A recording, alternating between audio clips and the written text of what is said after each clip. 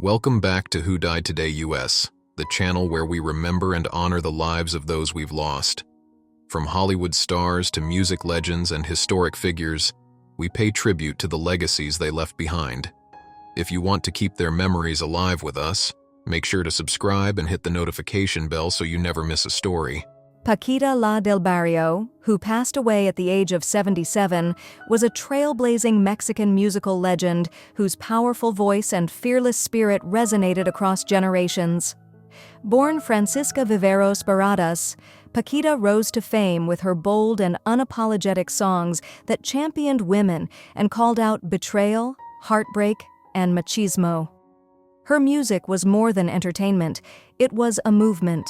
With anthems like Rata de dos patas and Tres veces te engañé, she gave voice to countless women who found strength in her lyrics. Paquita's career spanned decades, and she became a symbol of empowerment in the Latin music industry. Her signature style, filled with passion and raw emotion, set her apart.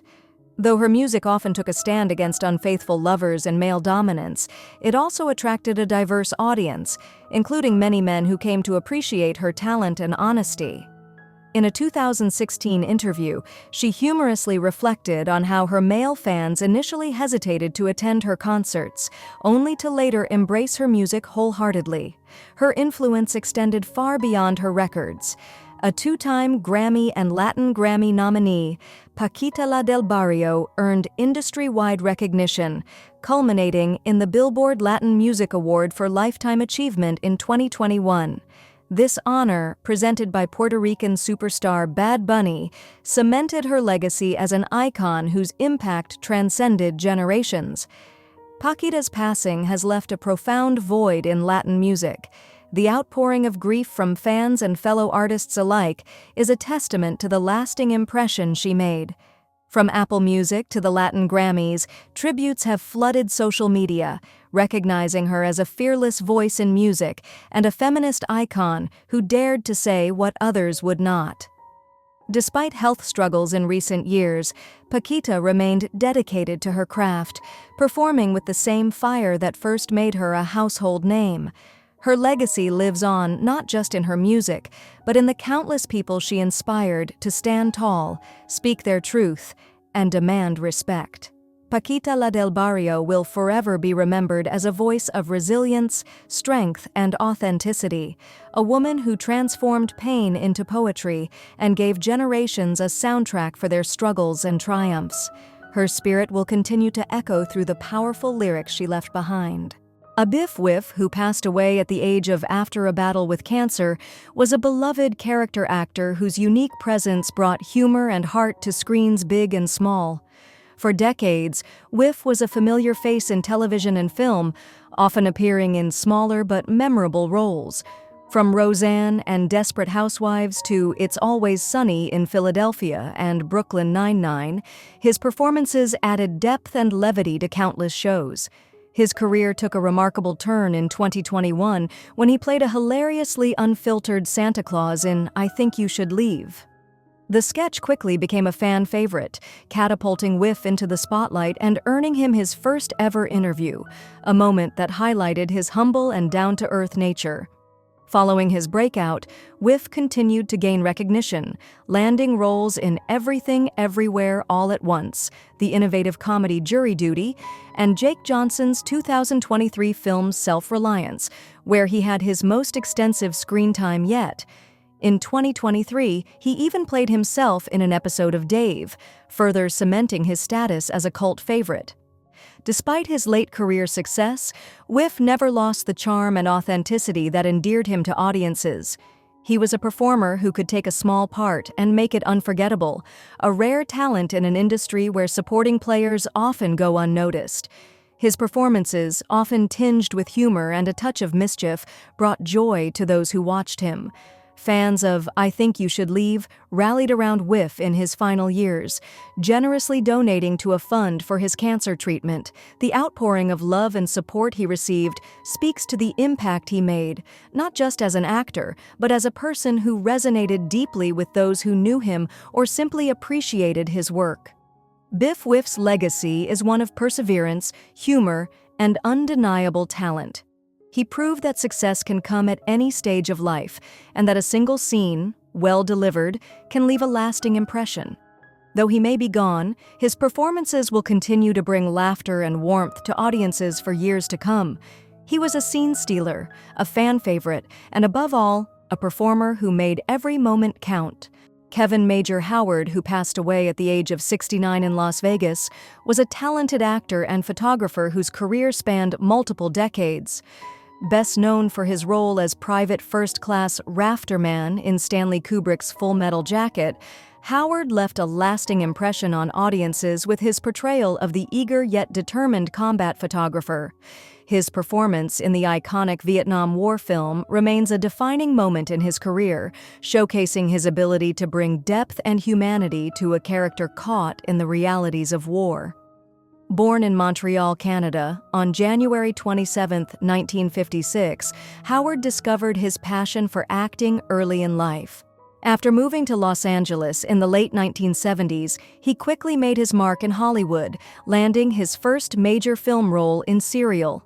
His talent and charisma led to appearances in Death Wish 2, Sudden Impact, and the cult TV series Miami Vice. His work in Full Metal Jacket cemented his place in film history, earning him recognition among fans of war dramas and military films. While acting brought him into the spotlight, Howard's creativity extended beyond the screen. Following his retirement from acting in 1999, he transitioned into a successful career as a photographer. His keen eye for capturing the essence of his subjects earned him the title of King of the Hollywood Headshot. His photography work became highly sought after, as he helped actors and models present their best selves to the world. Howard's passion for the arts, both in front of and behind the camera, reflected his dedication to storytelling in its many forms. Whether through his memorable film performances or his striking portraits, he left behind a body of work that continues to inspire. His passing is a great loss to the entertainment and photography industries. Kevyn Major Howard will be remembered not only as a talented actor, but also as an artist who understood the power of an image, whether on film or in a photograph. His legacy lives on through the films he helped bring to life and the countless actors he guided with his photography. Taica Nelson, who passed away at the age of 64, was a gifted singer, songwriter, and devoted sister of music legend Prince. Born on May 18, 1960, in Minneapolis, Minnesota, Tyka was the daughter of jazz musician John L. Nelson and jazz singer Mattie Della Shaw. Music was a deep-rooted part of her life, and she embraced her own artistic path, releasing 4 albums between 1988 and 2011. Her single Mark Anthony's Tune reached number 33 on Billboard's Hot R&B Hip-Hop Songs chart in 1988, showcasing her talent and passion for songwriting. While often recognized as Prince's only full sibling, Tyka carved out her own place in the music industry. She had a distinctive voice and a personal style that resonated with fans. Over the years, she performed in various venues, with her last public performance taking place in Australia in 2018. Although she planned to return to the stage in June 2024, health issues prevented her from making that appearance, ultimately leading to her retirement. She was also working on a memoir at the time of her passing, a testament to her desire to share her life's journey with the world. Tyka played a significant role in preserving her brother's legacy. Following Prince's passing in 2016, she accepted his American Music Award for Top Soundtrack and was involved in managing his estate. She and her son, President, co-designed Prince's urn, ensuring that his memory was honored with love and care. In 2021, she made the difficult decision to sell most of her shares in the estate, marking a new chapter in her life. Beyond her career, Tyka was a devoted mother and grandmother. She was survived by her 2 sons, Sir and President, as well as 5 grandchildren. Family was central to her life, and she carried the legacy of the Nelson name with grace. Her passing is a great loss to the music community and to those who knew her personally. Taica Nelson will be remembered for her heartfelt music, her dedication to her family, and the unwavering love she had for her brother's legacy. Her voice, both in song and spirit, will continue to inspire those who cherish the artistry and emotion she brought into the world. Jonathan Haze, who passed away at the age of 95, was a beloved actor, producer, and screenwriter known for his contributions to classic cinema. Best remembered for his role as Seymour Krelboyne in the cult favorite The Little Shop of Horrors, Haze became a key figure in the world of independent film, particularly through his collaborations with legendary producer Roger Corman. Born Jack Schachter on April 1, 1929, in Pittsburgh, Pennsylvania, Haze had an unconventional entry into Hollywood. Working at a gas station in California, he was discovered by filmmaker Wyatt Ordung, which led to his first film role in Monster from the Ocean Floor, 1954. His talent caught the attention of Roger Corman, who cast him in numerous films throughout the 1950s and 1960s, making Haze a familiar face in the world of low-budget but highly influential films. Haze's filmography was extensive, including roles in Day the World Ended, 1955, It Conquered the World, 1956, Not of This Earth, 1957, and The Terror, 1963. While he often portrayed quirky and memorable characters in horror and science fiction, The Little Shop of Horrors cemented his place in film history. As the bumbling but endearing Seymour, Haze brought charm and humor to the darkly comedic tale, earning the film a lasting legacy among cult cinema enthusiasts. Beyond acting, Haze showcased his versatility in the film industry by working as a screenwriter and producer. He wrote the 1962 sci-fi comedy Invasion of the Star Creatures and contributed to several productions behind the scenes, including Premature Burial, 1962, and The Born Losers, 1967. His ability to balance humor, horror, and drama in both his performances and writing made him a valuable contributor to the golden age of independent cinema. Haze's influence extended beyond the screen, inspiring filmmakers and actors who admired his ability to bring authenticity to his characters, no matter how outlandish the material. His career was a testament to the power of creativity and perseverance in Hollywood, proving that great performances could come from any budget or genre. He is survived by his two daughters, whom he shared with his former wife, costume designer Roberta Keith. Jonathan Haze's legacy will live on in the hearts of classic film fans and in the enduring impact of his work, which continues to entertain and inspire new generations. Teri Garr, who passed away at the age of 79, was a beloved actress and comedian whose wit, charm, and impeccable comedic timing made her one of Hollywood's most cherished performers. Known for her versatility, she captivated audiences in films such as Young Frankenstein, Tootsie, and Mr. Mom, as well as countless television appearances, including Friends and Late Night with David Letterman. Born on December 11, 1944, in Los Angeles, Garr was raised in a show business family. Her father was a vaudeville performer, and her mother worked as a wardrobe mistress. From a young age, Garr was drawn to the entertainment world, training as a dancer and eventually earning her first on-screen appearances as a background dancer in several Elvis Presley films. However, it was her quick wit and comedic sensibilities that propelled her into stardom. Her breakout came in the 1970s with a string of successful films including The Conversation, 1974, Oh God, 1977, and Close Encounters of the Third Kind, 1977. However, it was her role as the endearing Inga in Mel Brooks' Young Frankenstein, 1974, that cemented her as a comedic force.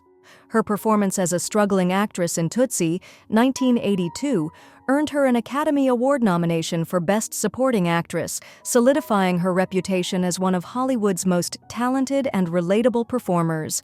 Beyond the big screen, Garr was a frequent guest on talk shows, most notably on Late Night with David Letterman, where her playful banter and spontaneous humor made her a fan favorite. She also made memorable guest appearances on television shows like Friends, where she played the quirky mother of Lisa Kudrow's character, Phoebe Buffay. In 2002, Garr publicly revealed her battle with multiple sclerosis, a disease she had been managing for years. Despite her health challenges, she remained an advocate for MS awareness, serving as a spokesperson for the National Multiple Sclerosis Society and continuing to inspire with her resilience and humor. Garr's influence extended far beyond her film and television roles. Her comedic brilliance, warm presence, and ability to bring laughter to audiences for decades left an enduring legacy. She will be remembered not only as a gifted performer, but as a woman whose strength, talent, and humor made the world a brighter place. David Harris, who passed away at the age of 75, was a gifted actor known for his compelling screen presence and memorable performances. Best remembered for his role as Cochise in the cult classic The Warriors, Harris left an enduring mark on cinema and television with a career spanning nearly 5 decades. Born on June 18, 1949 in New York City, Harris was drawn to the arts at an early age, attending the prestigious High School of Performing Arts. His passion for acting quickly translated into a professional career, and he made his debut in the 1976 television film Judge Horton and the Scottsboro Boys, where he portrayed Haywood Patterson, a role that showcased his dramatic talents. However, it was his portrayal of the charismatic and fearless Cochise in The Warriors that made Harris a beloved figure in film history. His performance as a streetwise gang member navigating the treacherous streets of New York City resonated with audiences and helped solidify the film as a cult favorite. His natural charisma and strength on screen made Cochise one of the most memorable characters in the film, and fans continued to celebrate his performance for generations. Following The Warriors, Harris continued to work steadily in film and television. He appeared in Brubaker, 1980, alongside Robert Redford, and took on a variety of roles, often portraying law enforcement officers and military personnel.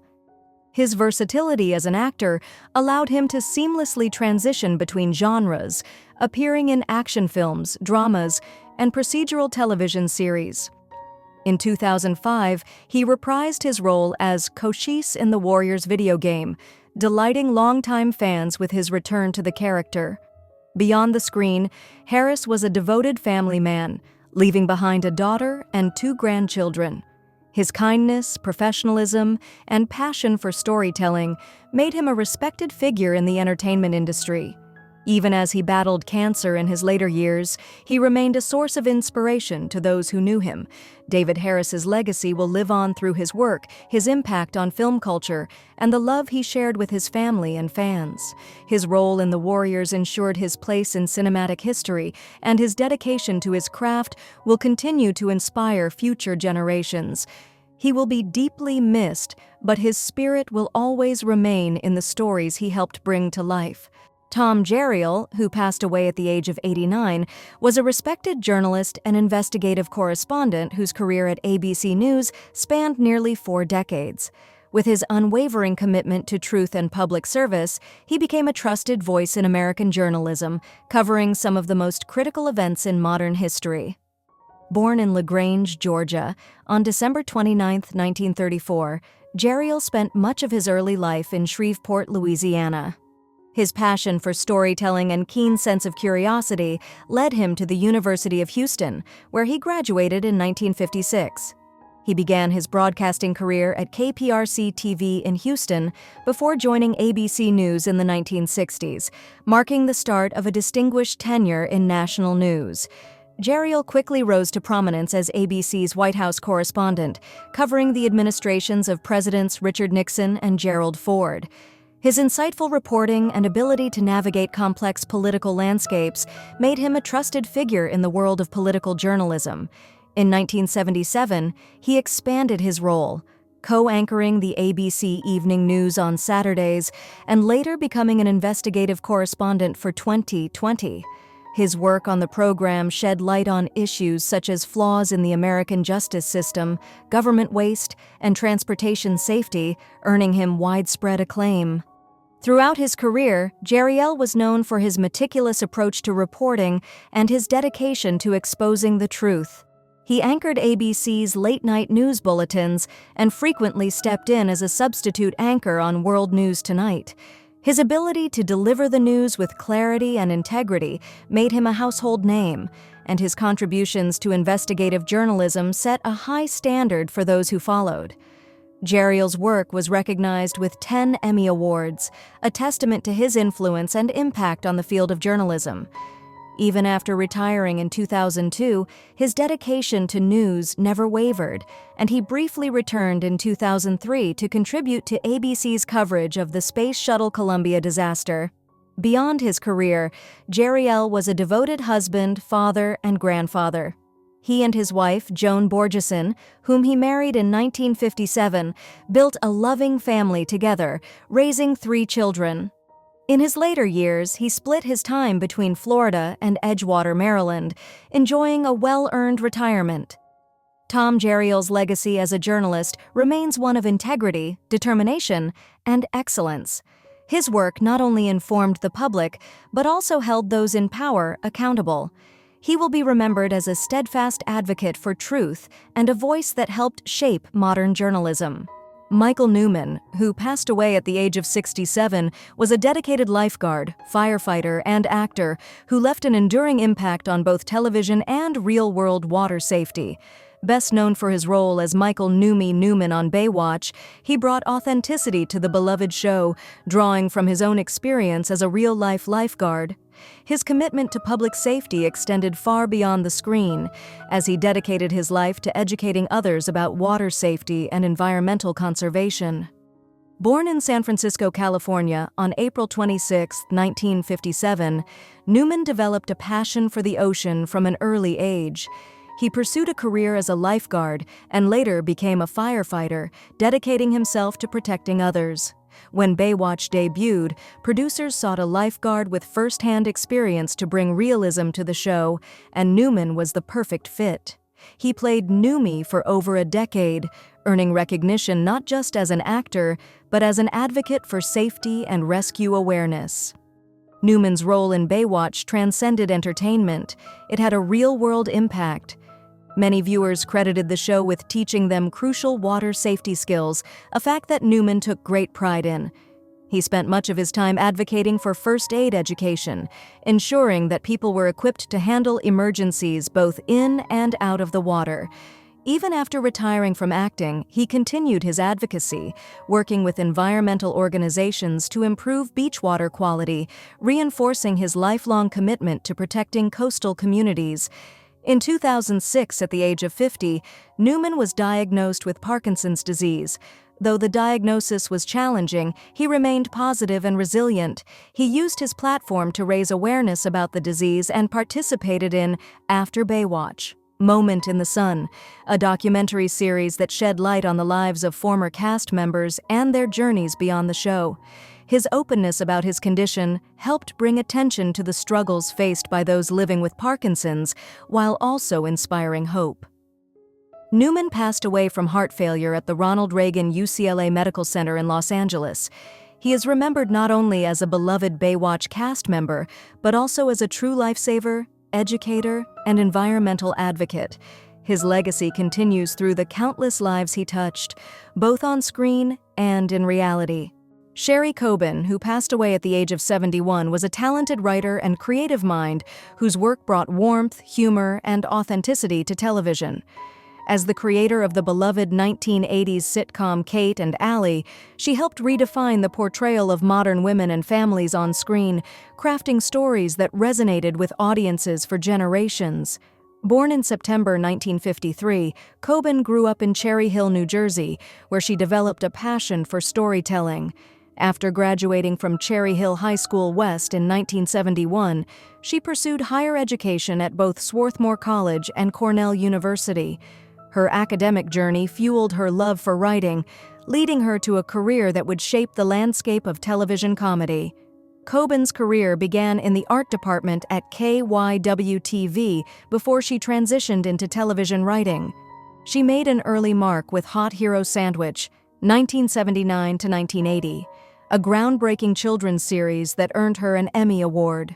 Soon after, she contributed to the daytime drama Ryan's Hope, but her biggest success came with Kate and Allie. The show, which ran from 1984 to 1989, followed 2 single mothers navigating life together with their children. It was praised for its progressive themes, witty dialogue, and heartfelt exploration of friendship and family. Coben's writing showcased strong, independent women at a time when such portrayals were still emerging in mainstream television. Later in her career, she continued to create engaging content, including the web series Little Women, Big Cars, which focused on the complexities of modern motherhood. Coben's ability to balance humor and real-life struggles made her work relatable and cherished by many. Beyond her professional achievements, Coben's personal life was filled with love and creativity. She married film editor Pat McMahon, and their long-distance relationship became the inspiration for her pilot, Love Long Distance. Though the show was not picked up, it reflected her knack for drawing from real-life experiences to craft engaging narratives. Coben passed away at her home in New Milford, New Jersey, following a battle with cancer. She leaves behind a legacy of thoughtful storytelling that championed strong, multifaceted women and celebrated the beauty of everyday life. Her contributions to television continue to inspire, reminding audiences of the power of humor, resilience, and the deep connections that define us. Breaking news. News 1. Legendary actress Barbara Eden, best known for her role in I Dream of Jeannie, is proving that age is just a number. At 93, she continues to embrace an active and balanced lifestyle, sharing her wellness secrets in a recent interview with Fox News. Eden credits her longevity to regular exercise and mindful eating. "I used to do spinning and weights with a trainer," she revealed. "Now I use a stationary bike and lift 5-pound weights. It's good for your bones." While she no longer attends group fitness classes, she emphasizes the importance of movement, encouraging others to stay active.